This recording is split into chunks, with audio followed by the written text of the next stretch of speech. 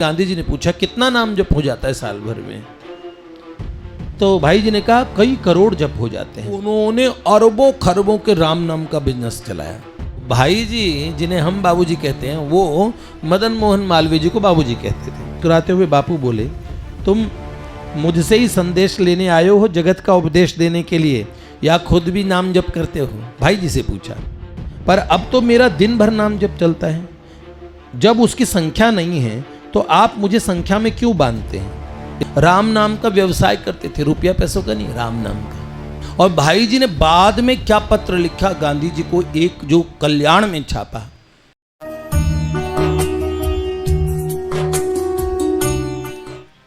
एक बार भी कभी कहीं से जो समीप आ जाता था, जन्म जन्म का प्यार अनोखा पाकृतार्थ हो जाता था। वाणी में वो शक्ति कहाँ है, गुण वर्णन में है लाचार, दांपक भी न जा सकता है, नभचारी से व्योम अपार।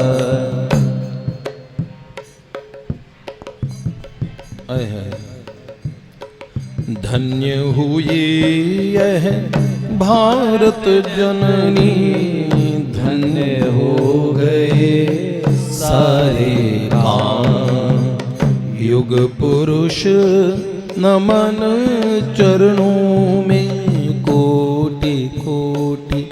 आय है परम पूज्य जगवंदनीय है, चरण कमल में करूं प्रणाम। लीला वपु धारी भाई, तत् सुख सुखिया मंगल धाम। उनके संत हृदय नित विलसित, ब्रजरानी ब्रजराज कुमार, भाव समाधि निरंतर रहती बहती सदा अश्रु की धार। राधा माधव चिंतन उनका, प्रीति राज्य का मधुमेह सार। चाहे जो अवगाहन कर ले, प्रेम सुधा रस पारावार। जब जब होता नाश धर्म का, पाप ताप बढ़ जाते हैं। जगदीश्वर जग के रखवाले, संत रूप धर आते हैं। राधा राधा राधा राधा राधा राधा राधा राधा राधा राधा। जब जब होता नाश धर्म का, पाप ताप बढ़ जाते हैं। जगदीश्वर जग के रखवाले संत रूप धर आते हैं। परम पूज्य भाई जी के चरित्र में ऐसी करुणा, उनके संत हृदय नित विलसित, ब्रजरानी ब्रजराज कुमार, भाव सर समाधि निरंतर रहती बहती सदा अश्रु की धार। क्या कहें, श्री कृष्ण और करुणा दो नाम नहीं है। श्री कृष्ण तो करुणा के सागर, हम कहें तो सागर के आसपास तो किनारा होता है भैया। सागर के आसपास तो ऐसा कोई सागर नहीं जिसका कोई किनारा ना हो। पर श्री कृष्ण वो करुणा सागर है जिनका कोई किनारा नहीं है।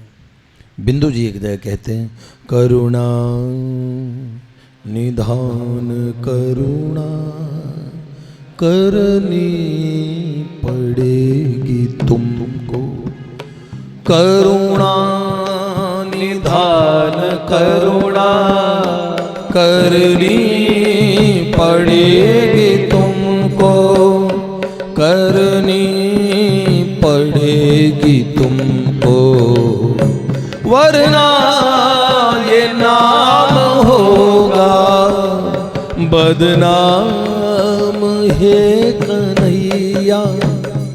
एक अर्ज मेरी सुन लो, दिलदार है कन्हैया। किनारा नहीं है। और भाई जी के हृदय में सर्वथा युगल सरकार थे। राधा रानी तो ठाकुर जी से भी बढ़ चढ़ के है, तो युगल सरकार इनके हृदय में नित्य विराजित। तभी ऐसी करुणा, एक से एक सुंदर उदाहरण परम पूज्य भाई जी की करुणा के। बाबा ने जो लिख के दिया था उसमें एक बात देखिए, अंगद जी वास्तव में और कितने बढ़िया सत्संगी हैं, हमारी भूल सुधार इन्होंने कर दी। एक बात इसमें बड़ी इंपॉर्टेंट छूट जाती है, बहुत सारी बातें छूटी खैर, पर ये इनका विषय है, इस विषय के पीएचडी हैं और मैं इसका प्राइमरी का विद्यार्थी हूँ। परम पूज्य भाई जी बाबा तो इनके नस नाड़ियों में बहते हैं, नित्य प्रेम रस धारा के। और ये बहाने वाले, हाँ, हमारे प्यारे अंगद भैया, तो इन्हें विषय पता है कि क्या क्या चीज़ें कही जा रही है, क्या क्या चीज़ें छोड़ी जा रही हैं। तो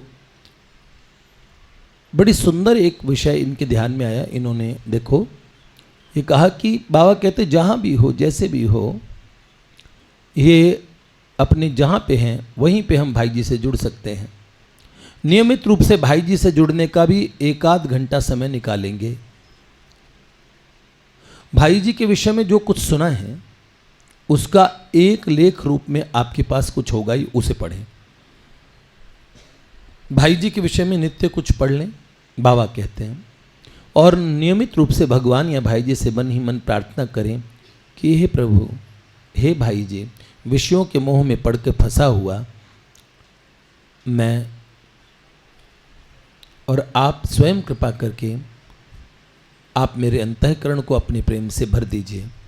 और तीसरा, जब जब समय मिले, भाव बढ़े, तभी तभी पत्र के द्वारा इन्हें अपनी याद दिलाते रहें, इनके पावन अंतःकरण में अपनी स्मृति जगाते रहें, चाहे इनका जवाब मिले या न मिले। तो पत्र लिखते रहें आप भाई जी को, चाहे उत्तर मिले या ना मिले। तो आप कहेंगे भाई जी थे उस समय लिखा था बाबा ने, तो ये नहीं नहीं,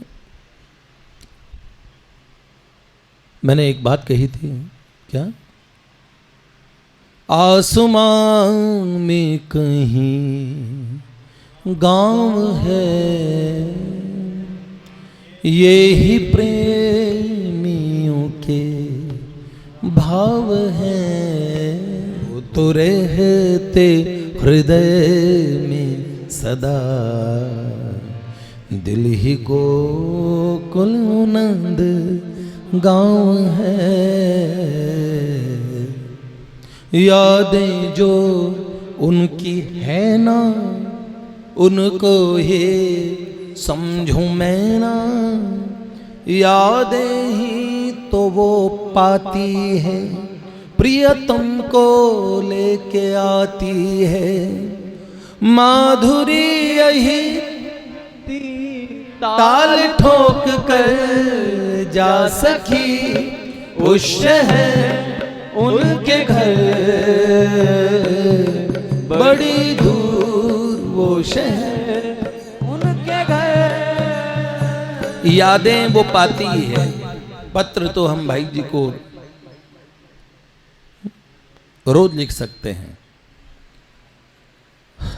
बाबा का जय जय प्रियतम में है ना, है प्रेम पाठशाला उर में पढ़ती थी हूँ पढ़ती प्रियतम, है प्रथम पाठ उच्चारण कर पढ़ना उन शब्दों को प्रियतम, है ना। आहा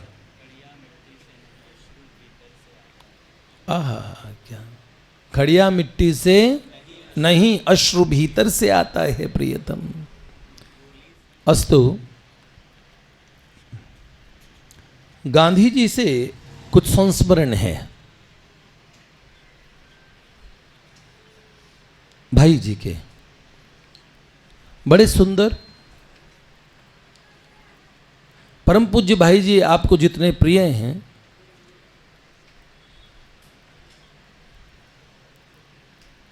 तो भाई जी का जिनसे व्यवहार रहा वो सारे संस्मरण हमारे मन में जिज्ञासा रहती है, क्या जिज्ञासा। अब गांधी जी से भाई जी का बड़ा स्नेहमय संबंध है, आप लोगों का है कि नहीं गांधी जी से उतना, सो मुझे नहीं ज्ञात, आपके अपने अपने हृदय की बात है। कम से कम मेरा उतना जुड़ाव नहीं है गांधी जी से, और फिर भी कुछ ऐसी विशेष बातें रही होगी। वो बातें क्या थी,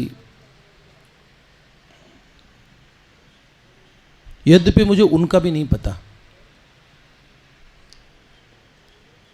फिर भी इस स्वतंत्रता समर में जो हमारी इतिहास लिखी गई या लिखवाई गई, उसमें सर्वाधिक नाम गांधी जी का है। इतना नाम है कि ऐसा लगता है कि पिछले 2, 3, 4, 5 हजार, 7 साल, 7 हजार, 10 लाख, 1 करोड़ साल, हमारी सनातन संस्कृति तो करोड़ों साल पुराने की बात करती है। वो आदि मानवों की बात नहीं करती कि सब कुछ मोहनजोदाड़ो में हुआ था, नहीं, कुछ नहीं हुआ था। हम बहुत पुराने हैं, हाँ, ऐसा नहीं है दादा, हम बहुत, लेकिन इतिहास ऐसे लिखा गया कि ऐसा लगता है कि पिछले 10-20 हजार साल में कोई महापुरुष ही नहीं हुआ भारत में, तो सर्वत्र दाएं बाएं गांधी जी ही, और ऊपर नीचे सर्वदा सर्व, तो गांधी जी व्याप्त है, सर्वव्याप्त, इस तरीके से लिखा गया। मैंने कहा राणा शिवाजी राजे लक्ष्मीबाई का वो काल, वो समय याद करो महाराणा प्रताप सिंह का, रानी लक्ष्मीबाई तक का जो समय है, राणा शिवाजी राजे लक्ष्मीबाई का वो काल, वीरों के खून से हो गई धरती हमारी लाल, परवाह रे हिस्ट्री बुक्स नैरेटिव सेट कर दिया, अरे गांधी ने दी आजादी बिना खड़ग बिना डाल, रघुपति राघव राजा दे दी हमें आजादी बिना खड़ग बिना ढाल। अब ये बात कितनी सच है, ये पिक्चर के गाने में है, पर बहुत है आज़ादी के पीछे। फिर भी गांधी जी के जीवन का वो वाला हिस्सा मुझे बड़ा अच्छा लगता है, जब मुझे सुनने को आया कि परम पूज्य भाई जी से उनका बड़ा स्नेह था, और भाई जी ने बाद में क्या पत्र लिखा गांधी जी को, एक जो कल्याण में छापा, जिसमें उन्होंने गांधी जी को बताया कि महात्मा जी आप सर्वथा एक समाज को खुश करने का प्रयास कर रहे हैं, और आपकी अहिंसा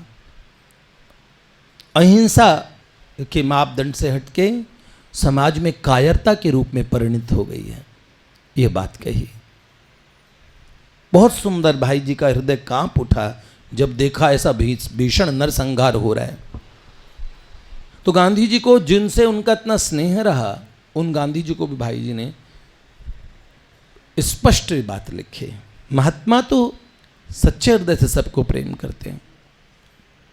खैर, भाई जी के शब्दों में पहले सुनिए, बाद में वो पत्र भी सुनाएंगे जिसको उस समय की गवर्नमेंट ने आज़ाद होते ही, जो हमारे देश के प्रथम प्रधानमंत्री चाचा जी थे, उन्होंने उसको जब्त करवा लिया। कल्याण की वो सारी प्रतियां जब्त कर ली गई या जला दी गई। सरकार ने गांधी जी का बाद में जो देहांत हुआ, उसमें भाई जी को भी, और बीच में किसी ने और उनके नाम को कलुषित करने का प्रयास किया, यद्यपि कुछ भाई जी का जीवन तो इन सब चीज़ों से सर्वथा दूर था, लेकिन बहुत षड्यंत्र हुए उस काल में। तो हम कहें, गांधी जी के लिए भाई जी ने लिखा, बापू के साथ मेरा बहुत अधिक संपर्क रहा और मैंने उनको बहुत निकट से देखने के सुअवसर प्राप्त किए हैं। उनसे मेरा परिचय बहुत पुराना था। 1915 भारत में पहली बार गांधी जी आए थे कलकत्ता होते हुए, तब उस समय से परिचय हो गया था गांधी जी से। भाई जी ने स्वागत किया था दक्षिण अफ्रीका से जब वो आए थे। और जब भाई जी बम्बई रहते थे तो महात्मा जी, भाई जी की लिखते हैं कि जब मैं बम्बई रहता था तब महात्मा जी साबरमती आश्रम अहमदाबाद में निवास करते थे। उस समय में बीच बीच में कई बार मैं आश्रम में भी जाया करता था। और वे जब बम्बई पधारते तब स्वर्गीय भाई जमनालाल जी बजाज गांधी जी के बड़े अभिन्न परिकर थे। तो उन्होंने कहा, मैं उनके व्यावसायिक कार्य करने के कारण उनकी ओर से महात्मा जी के सारे आतिथ्य का काम मेरे जिम्मे रहता था अक्सर। तो भाई जी बम्बई में महात्मा गांधी का स्वागत करते थे और महात्मा जी बम्बई में मेरे घर पे कई बार पधारे थे। और भाई जी की दादी माँ से अक्सर मिलने गांधी जी जब बम्बई होते तो एक बार वो अवश्य उनकी दादी माँ से, पूज्या मैया राम कौर माता जी, राम कौर माता, क्योंकि पूज्या माँ का नाम रामदेवी जी था और पूज्या भाई जी की और जो दादी माँ उनका नाम राम कौर बोलते थे माता जी को।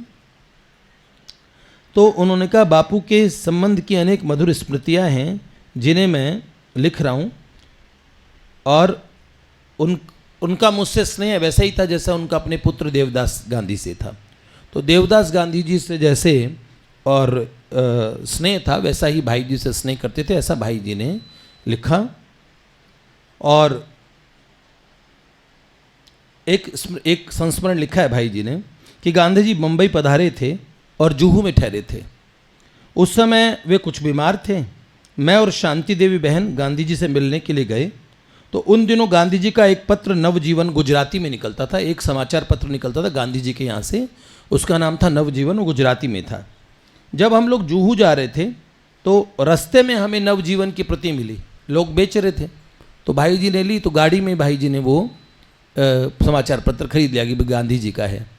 तो उसे पढ़ने लगे। उसमें उसने लिखा था, गांधी जी बीमार हैं, उनसे मिलने के लिए कृपा करके कोई न जाए। और भाई जी कहते हम लगभग जुहू के पास पहुंच गए थे। मन में आया समीप पहुंच गए, बस बंगले तक होके गांधी जी को डिस्टर्ब नहीं करेंगे और बस हो के आ जाएं, चाहे मिलेंगे नहीं। तो जैसे ही भाई जी उनके बंगले में पहुंचे तो देवदास गांधी भाई जी के गांधी जी के पुत्र, वो उन्हें नीचे ही मिल गए। भाई जी ने स्वास्थ्य के विषय में पूछा तो उन्होंने कहा, आप लोग आए हैं, मैं बापू को खबर तो दे दूं। उतनी देर तक ठहरिए, लौटते क्यों हैं? भाई देवदास जी ऊपर गए और लौटकर बोले, आपको बापू ने ऊपर बुलाया है। तो ऊपर कक्ष में गांधी जी थे। भाई जी ने कहा, हम लोग विवश थे इसलिए हम ऊपर गए। गांधी जी को, बापू को प्रणाम किया।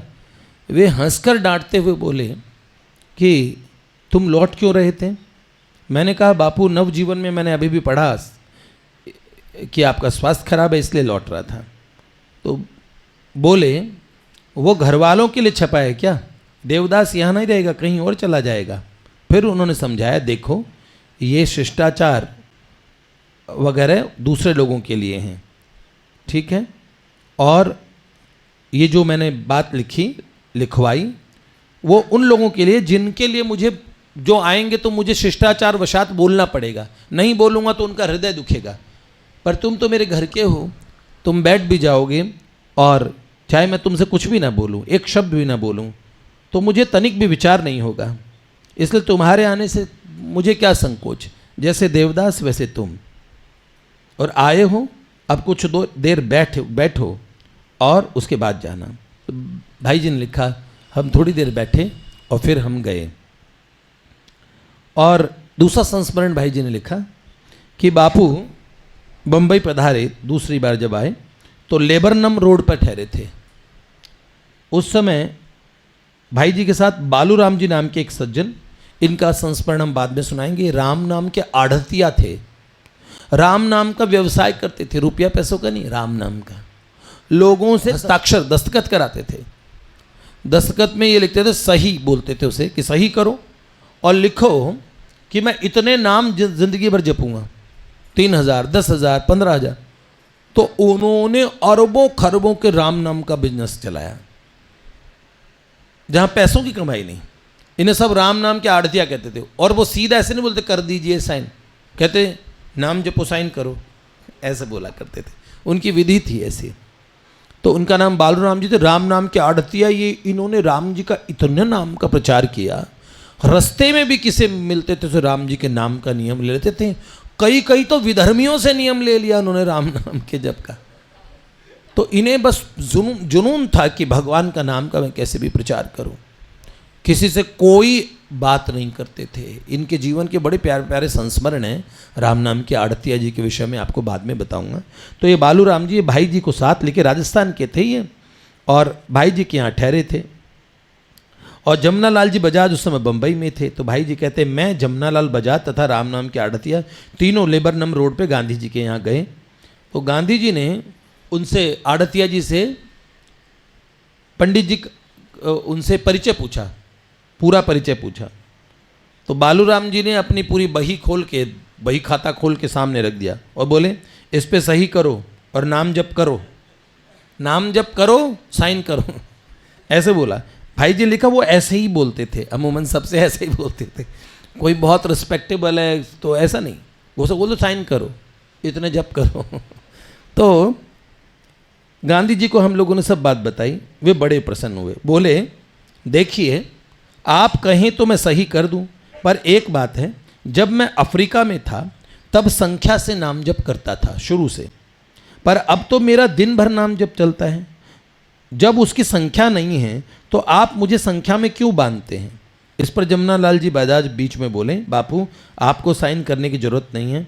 और बापू ने सही नहीं की कि भाई हम तो रोज़ जपते हैं कि इतना ही जपूँ, इसे इतनी संख्या में जपूँ नहीं, मैं तो सारे समय जपता हूँ।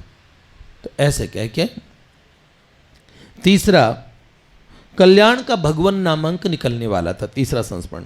सेठ जमुनालाल जी के साथ लेके मैं बापू के पास गया और भगवन नाम अंक जो विशेषांक आता कल्याण का, बड़ा विशेषण, उसमें मुझे गांधी जी से लेख लिखवाना था। तो जमुनालाल जी बजाज को साथ लेके गया। तो मैंने जब कहा कि आपसे लेख लिखवाने के लिए आया हूँ, तो उन्होंने बोला, हंस के बापू ने कहा ये जमुनालाल को साथ क्यों लाए, इनकी सिफारिश मान के क्या मैं लिख दूंगा, तुम अकेले ही क्यों नहीं आए, तुम बोलोगे तो क्या मैं लिखूंगा नहीं। फिर लिखा। और मैंने कहा बापूजी बात तो सच है कि मैं इनको इसीलिए लाया था कि ये सिफारिश कर देंगे और आप लिख देंगे, क्योंकि इतने व्यस्त दिनचर्या में आपको समय मिलेगा कि नहीं मिलेगा। बापू बोले हंस के, इस बार तो बेटा माफ़ करता हूँ, आइंदा ऐसा अविश्वास मत करना, तुम बोलोगे तो लिखूंगा, किसी और के बोलने से नहीं। फिर कलम उठाई और तुरंत संदेश नीचे लिखा। तो उस समय महात्मा गांधी ने ये भगवन नामांक में जो महात्मा गांधी के नाम से लेख छपाए, उस समय भाई जी के सामने लिखा। उसमें उन्होंने कहा नाम की महिमा की, गांधी जी ने बोला नाम की महिमा क्या है। नाम की महिमा के बारे में तुलसीदास जी ने कुछ भी कहने को बाकी नहीं रखा है। आजकल जो रामचरितमानस का ही विरोध कर देते हैं और कहते हैं हम गांधी जी के अनुयायी हैं। तो कैसे अनुयायी हैं? गांधी जी को तो राम नाम बड़ा प्रिय था। गांधी जी तो कहते थे राम राज्य लाओ। चाहते थे कि नहीं चाहते थे? तो फिर उन्होंने कहा नाम की महिमा के बारे में तुलसीदास जी ने कुछ भी कहने को बाकी नहीं रखा। द्वादश मंत्र, अष्टाक्षर मंत्र इत्यादि सब मोह जाल में फंसे हुए मनुष्य के लिए शांतिप्रद है। इसमें कुछ भी शंका नहीं है। जिससे जिसको शांति मिले उस मंत्र पर वह निर्भर रहे, परंतु जिसको शांति का अनुभव नहीं है और जो शांति की खोज में है, उसको तो अवश्य राम नाम पारसमणि बन सकता है। ईश्वर के सहस्त्र नाम कहे जाते हैं। इसका अर्थ यह है कि उनके नाम अनंत है, गुण अनंत है। इसी कारण ईश्वर नामातीत और गुणातीत भी है, परंतु देहधारी के लिए नाम का सहारा अत्यावश्यक है। इस युग में मूढ़ और निरक्षर भी राम नाम रूपी एकाक्षर मंत्र का सहारा ले सकता है। वस्तुतः राम उच्चारण की दृष्टि से एकाक्षर ही है और ओमकार और राम में कोई फर्क नहीं है। ये द्वा अक्षर का नहीं माना, इसे एकाक्षर, ओम, ओ और मैं सुन रहा है, ऐसे कहते हैं राम और मैं सुन रहा है, पर ये एकाक्षर है। गांधी जी का कहना है ऐसा। परंतु नाम महिमा बुद्धिवाद से सिद्ध नहीं हो सकी, श्रद्धा से अनुभव साध्य है। ये गांधी जी ने लिखा राम नाम की महिमा में, और बड़ा सुंदर लिखा। संदेश लिखकर मुस्कुराते हुए बापू बोले, तुम मुझसे ही संदेश लेने आए हो जगत का उपदेश देने के लिए, या खुद भी नाम जप करते हो? भाई जी से पूछा। रोज नाम जप का नियम लो तो तुम्हें ये लिखा हुआ संदेश दूंगा, नहीं तो नहीं दूंगा। तो मैंने कहा, बापू मैं जप तो रोज करता ही हूँ, पर आपने कहा तो मैं और बढ़ा दूंगा। भाई जी ने बड़ी विनम्रता से कहा। तो बापू ने यह कहकर कि भाई बिना कीमत ऐसी चीज़ थोड़ी ही दी जाती है, और मुझे संदेश दे दिया। सेठ जी को कुछ बातें करनी थी, जमुनालाल जी बजाज जी को। वे ठहर गए, मैंने चरण स्पर्श किया और आज्ञा प्राप्त करके लौट आया। एक चौथा संस्मरण लिखा है, आप सुन रहे हैं ध्यान से? हाँ। गोरखपुर आने के मतलब 1927 के पश्चात किसी काम से भाई जी कहते हैं मैं मुंबई गया था, वहाँ से रतनगढ़ जा रहा था। उस समय अहमदाबाद होकर गाड़ी जाती थी, तो रतनगढ़ जाते हुए अहमदाबाद बीच में पड़ा। तो बम्बई से चलकर जब गाड़ी बदलने के लिए मैं अहमदाबाद उतरा, तब गांधी जी के दर्शनार्थ उनके आश्रम पे गया। अहमदाबाद के निकट ही गांधी जी का आश्रम था। मैं आश्रम पे पहुंचा और मेरे हाथ में कल्याण का अंक था। संयोग की बात, उस समय उस अंक में भगवान नाम जप की प्रार्थना छपी थी। नाम जप की प्रार्थना हर कल्याण में छपी होती है हर बार। तो गांधी जी ने कल्याण का अंक मेरे हाथ से लिया कि मुझे दिखाना क्या लिखा है। पढ़ने लगे, फिर उसमें प्रार्थना देखी भगवान नाम के लिए। तो कहा ये क्या है? मैंने बताया कि हरे राम राम राम हरे हरे, हरे कृष्ण कृष्ण कृष्ण हरे हरे, भगवान के इस 16 नाम मंत्र का जप के लिए हम प्रतिवर्ष कल्याण में प्रार्थना करते हैं, और किस प्रकार पाठक पाठिकाएं बड़े उत्साह से नाम जप करते हैं। इतना सुनते ही गांधी जी ने पूछा, कितना नाम जप हो जाता है साल भर में? तो भाई जी ने कहा, कई करोड़ जप हो जाते हैं। इस पर बड़े प्रसन्न हुए, बोले तुम बड़ा अच्छा काम कर रहे हो। इसमें 10-15 व्यक्ति भी यदि सच्चे भाव से भगवान का नाम जपते होंगे तो उनका तो उद्धार हो ही जाएगा। फिर बोले, देखो मैं भी नाम जप करता हूँ। गांधी जी बोले, मैं भी नाम जप करता हूँ, और अपने तकिए के नीचे से तुलसी की माला निकाली। उन्होंने बोला, रात्रि में इसी के सहारे नाम जप करता हूँ, कल ये माला टूट गई थी। तो भाई जी ने कहा, मेरे जेब में नहीं तुलसी की माला थी। तो भाई जी ने तत्काल इनकी टूटी माला की जगह नई माला बदल दूं, ऐसा भाव आया। मैंने बापू से प्रार्थना की, बापू आपकी ये माला तो टूट गई है, आप इसे मुझे दे दीजिए और आप नई माला ले लीजिए। और मैंने अपनी जेब से नई माला निकाल के उनकी ओर बढ़ाई। बापू बड़े विनोदी थे, बड़े मजाकिया थे। उन्होंने बड़ा प्रेम भरा विनोद किया, अच्छा तुम मुझे माला देने आए हो, मतलब मुझे अपना चेला बनाओगे? तो मैं तथा पास बैठे सब लोग हंस पड़े। मैंने कहा, बापू माला टूट गई इसलिए बदलना चाहता हूँ, आपको मैं क्या माला दूंगा? मेरे उत्तर से बड़े प्रसन्न हुए। फिर बोले, मुझे नई माला दोगे तो तुम्हें कुछ दक्षिणा भी देनी पड़ेगी, क्योंकि भैया दान देते तो दान के साथ दक्षिणा भी देनी पड़ती है। तो मैंने कहा, आपकी कृपा है, बोलिए क्या दक्षिणा में देना है? तब उन्होंने गंभीर होकर कहा, तुम अभी जितना नाम जप करते हो उसके सिवा एक माला जप मेरी ओर से भी कर लिया करो, तब हम तुम्हारी माला लेंगे, यही दक्षिणा है। मैंने कहा, क्या हर्ज है? बापू ने प्रसन्नतापूर्वक मेरी नई माला रख ली। उस दिन से मैं आज तक अपने जप के अतिरिक्त एक माला गांधी जी के नाम के लिए गांधी जी की तरफ से अलग से करता हूँ, भाई जी ने कहा, और आज तक मेरा नियम वो अक्षुण्ण रूप से चल रहा है। ऐसी स्थिति भी आई जब गांधी जी चले गए, भाई जी गांधी जी के और कई सिद्धांतों के बिल्कुल मुखर रूप से और असहमत हो गए, विरोध किया, लेकिन उनकी तरफ से जो नाम जप भाई जी कर रहे थे वो फिर उन्होंने आजीवन रखा। 5वां संस्मरण सन 1932 की बात है। देवदास गांधी जी के सुपुत्र गोरखपुर की जेल में बीमार हो गए। उन्हें टाइफाइड हो गया था और जेल के अधिकारी ठीक से संभाल नहीं कर रहे थे, और बापू को पता लगा। उन्होंने लिखा भाई जी को पत्र कि हनुमान देवदास गोरखपुर जेल में बीमार हैं, उसकी देखभाल, चिकित्सा आदि का सारा भार तुम पे है। बस इतना लिखा। बापू उस समय यरवदा जेल में थे। बापू का आदेश प्राप्त होते ही भाई जी देवदास जी की सेवा में लग गए। कानूनन जेल में जाना किसी को भी अलाउड नहीं था, और लेकिन गोरखपुर क्या, गवर्नर क्या, कलेक्टर क्या, जेलर क्या, सब भाई जी पे लट्टू थे। भाई जी तो सबके प्रिय थे। तो जेलर ने चुपचाप कहा कि आप किसी को बताना नहीं, रोज आओ, रोज मिल लो, एक दिन नहीं, एक बार नहीं मिलो, रोज मिलने की छूट दे दी। तो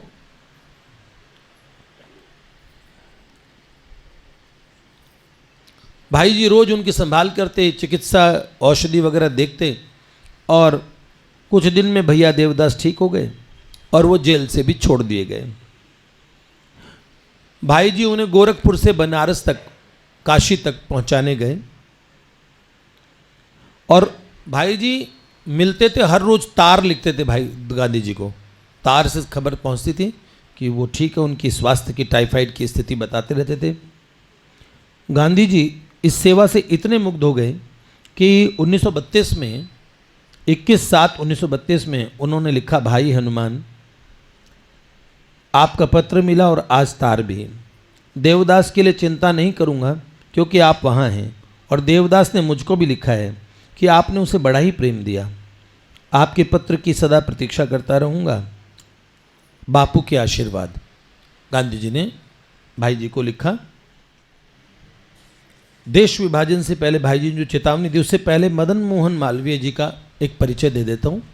मदन मोहन मालवीय जी से भाई जी की आत्मीयता, और ये व्यक्ति थी, मदन मोहन मालवीय जी कांग्रेस को पहले से ही संभाल रहे थे। गांधी जी के आने से पहले बाल गंगाधर तिलक वगैरह ये सभी चलाते थे, और ये बाल गंगाधर तिलक ये थे गरम दल के। तो मदन मोहन मालवीय जी बड़े आध्यात्मिक व्यक्ति थे। भाई जी ने बाबूजी कहते थे, और ये हिंदू धर्म के प्रति इनका बड़ा स्नेह था।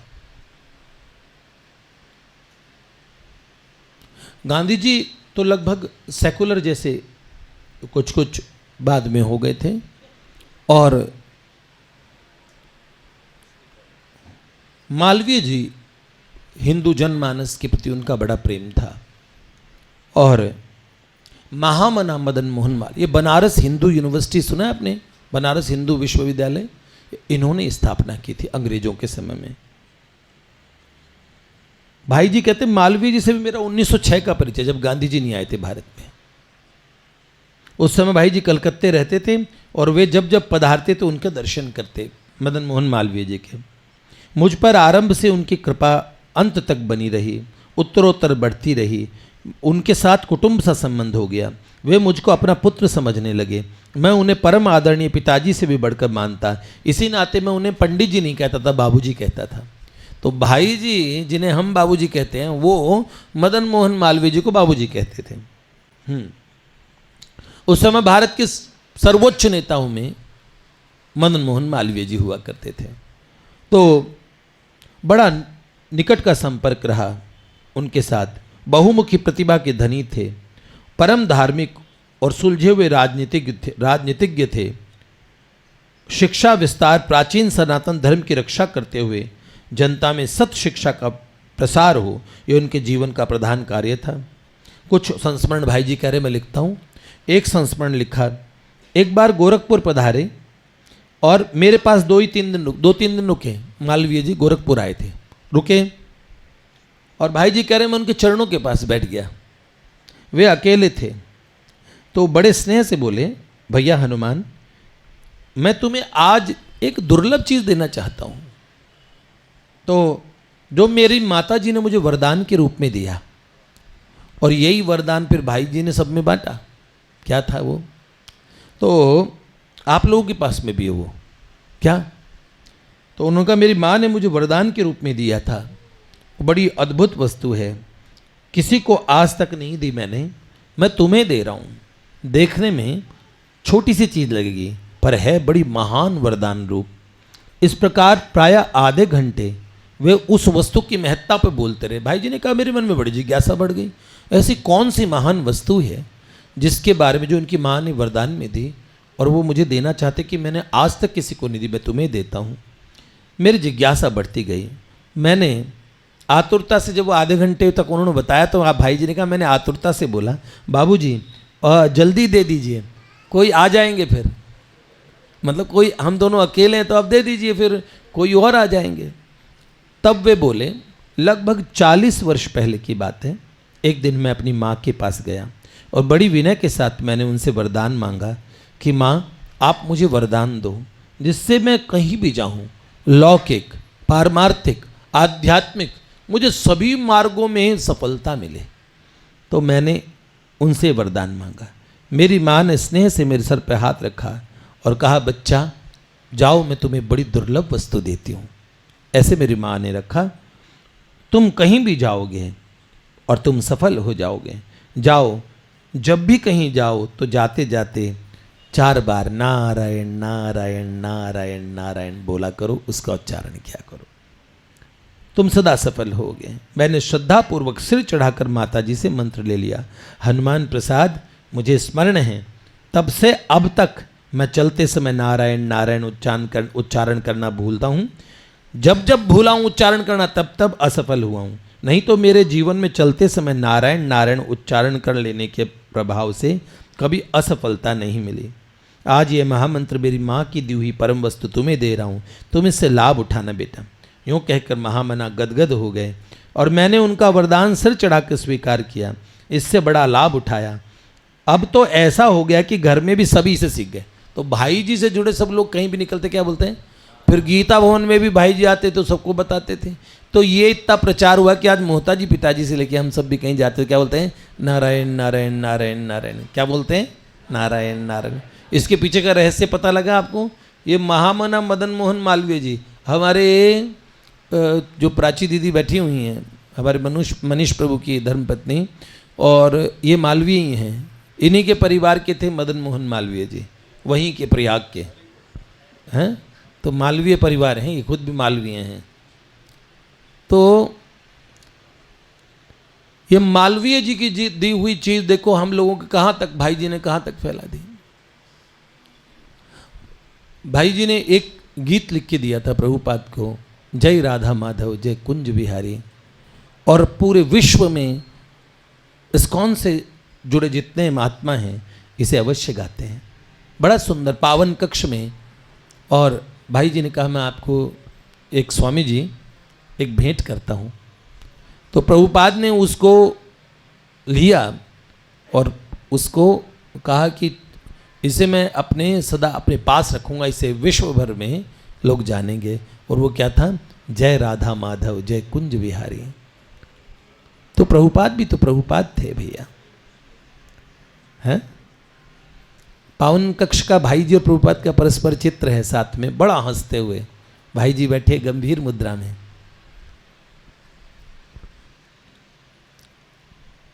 हाँ, अद्भुत इन दो संतों का प्रेम, अद्भुत बात। प्रभुपाद भाई जी को अपने दादा कहते कि वो तो मेरे दादा हैं, बड़े भाई हैं। इस तरह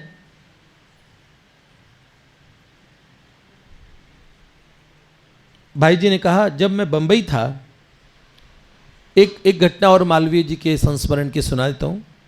तो भाई जी कह रहे, अमृतसर में कांग्रेस का अधिवेशन हुआ और अधिवेशन के अध्यक्ष थे लोकमान्य बाल गंगाधर तिलक। तो भाई जी कह रहे, मैं अपने तरुण दोस्तों के साथ, भाई जी जवान थे उस समय, तो अपने तरुण मित्रों के साथ, अपने तरुण मित्र के साथ, एक मित्र और था, मैं अमृतसर पहुंचा। दिसंबर का महीना था। उस साल कुछ दिनों पहले ही अमृतसर में भयानक वर्षा हुई थी। पंजाब की सर्दी वैसे ही प्रसिद्ध और बारिश के कारण और सर्दी बढ़ गई थी। अमृतसर की सर्दी और बहुत ठंड होती है वहाँ पे। तो भाई जी ने कहा, हम लोग बम्बई में हमने इतनी सर्दी देखी नहीं थी, तो साधारण कपड़े पहन के हम लोग अमृतसर चले गए सम्मेलन में। और वहाँ देखे, वहाँ दिन में इतनी ठंड थी और वहाँ पहुँचते पहुँचते ट्रेन में सर्दी लगती रही और पहुँचे तो रात हो गई। क्या कपड़े खरीदें, कहाँ से? अब रात में इतनी सर्दी में जहाँ अधिवेशन था, ओढ़ने बिछाने की एक हल्की चद्दर थी, हल्की सी चद्दर ओढ़ने की, हल्की बिछाने की।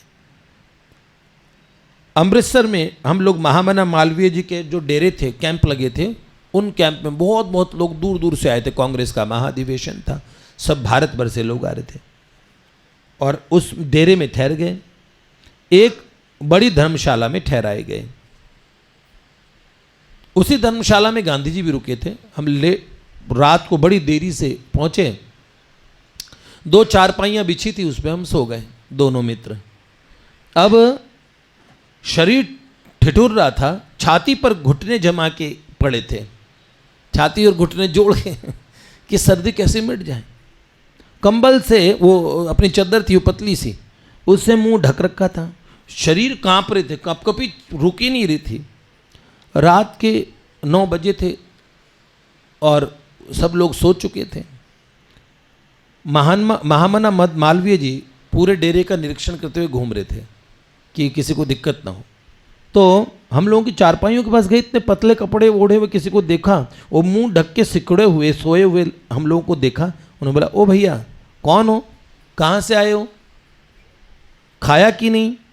मैंने मुंह पर से कपड़ा हटाया तो तुरंत खड़ा होकर चरण स्पर्श किया। मेरे साथी ने भी चरण स्पर्श किया। हम लोग कांप रहे थे सर्दी से।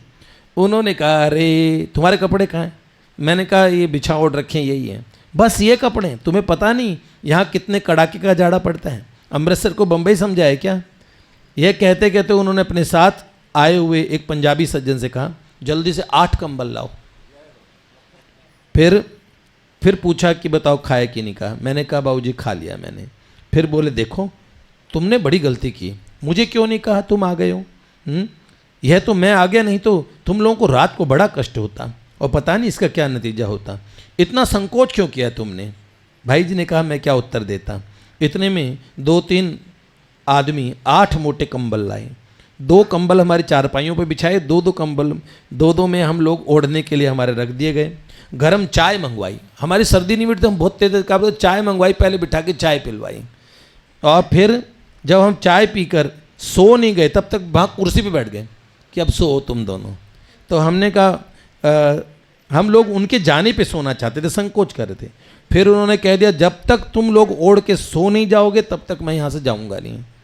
इसलिए भाई जी ने कहा वो कुर्सी पे बैठे रहे और हम उनके सामने सो गए कंबल ओढ़ के। यह उनकी ममता देखकर आज भी हमारा हृदय भर आता है। और इतने व्यक्तिगत ये भाई जी से प्रेम करते थे कि अपने घर की कोई समस्या होती ना, अपने बच्चों को समझाना होता तो कहते हैं, हनुमान तुम जरा बच्चों को तुम समझाओ, तुम्हारा बोला वो मानेंगे। तो क्या हुआ, मालवीय जी के 4 लड़के थे, रमाकांत, राधाकांत, मुकुंद और गोविंद। इनमें से मुकुंद को मालवीय जी ने मेरे पास बम्बई भेजा। मालवीय जी ने कहा, हनुमान मैं अपने बेटे को भेज रहा हूँ, और वे वहाँ बहुत दिन रहे। पीछे दूसरा लड़का राधाकांत भी वकालत छोड़कर इलाहाबाद से प्रयाग में वकालत करते थे। राधाकांत मालवीय ये बम्बई चले गए और ये वहाँ पे सट्टे का व्यापार करने लगे। किसी ज्योतिषी मित्र ने कह दिया सट्टे में तुम्हारा बड़ा फायदा होगा, तो ज्योतिषी ने बताया सट्टे में फायदा होगा। मित्र की सलाह पर वो सट्टा करने लगे और बर्बाद हो गए पूरी तरह से। ज्योतिषी की इन्फॉर्मेशन झूठी निकली और भाई जी ने कहा वो उधर बर्बाद, इधर मेरा बनारस आना हुआ। तो मैं मालवीय जी से मिलने गया तो उन्होंने राधाकांत की बर्बादी की सारी कहानी बताई और बड़े दुखी थे।